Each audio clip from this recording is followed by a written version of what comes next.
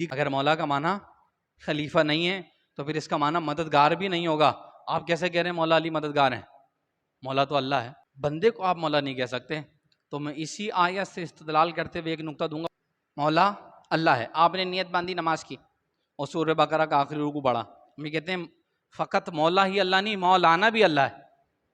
انت مولانا، یہ قرآن کی نص ہے۔ آپ نے نماز میں لفظ مولانا اللہ کو خطاب کیا، یعنی کہ جب آپ نماز میں کہہ رہے ہیں انت مولانا، تو میرا مولانا ہے، تو کس کو کہہ رہے ہیں آپ؟ مفتی صاحب کو، مولوی صاحب کو، قاری صاحب کو؟ انت اشارہ اور اس کا مشارو نیلے اللہ کی ذات بنے گی۔ تو نماز میں تو آپ نے اللہ سے کہا اے مولا تو ہمارا مددگار ہے، اور جیسے ہی سلام پھیرا مولانا صاحب السلام علیکم، تو اب یہاں پر بھی شرک کا شائبہ آئے گا کہ مولا تو اللہ ہی ہے۔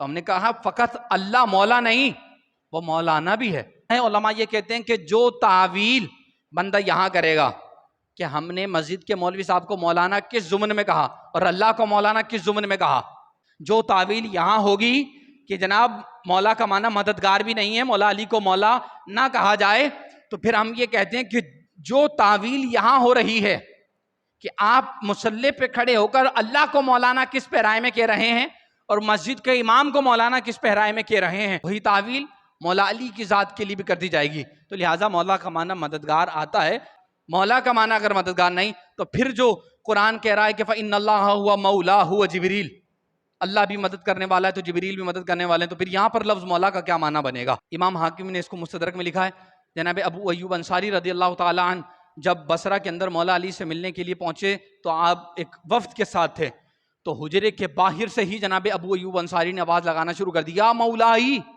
یا مولائی یا مولائی۔ آپ نے کہا جاؤ باہر جا کر دیکھو کہ کون آیا ہے۔ جب مولا علی کے حجرے کا پردہ ہٹا کر لوگ باہر دیکھنے کے لیے گئے تو واپس آ کر عرض کی حضور جناب ابو ایوب انصاری آئے، جلیل القدر صحابی ہیں، یعنی کہ ایک صحابی دوسرے صحابی کو مولائی کہہ رہا ہے، اے میرے مولائی، اے میرے مدد کرنے والے۔ تو صحابہ کرام علیہ رضوان کی زبان پر لفظ مولا رہا کرتا تھا، یہ مستدرک کی حدیث ہے۔ تو اگر جناب مولا علی کو مولا کہنا منع ہے تو جناب ابو ایوب انصاری کس پہرائے میں مولا کہہ رہے ہیں؟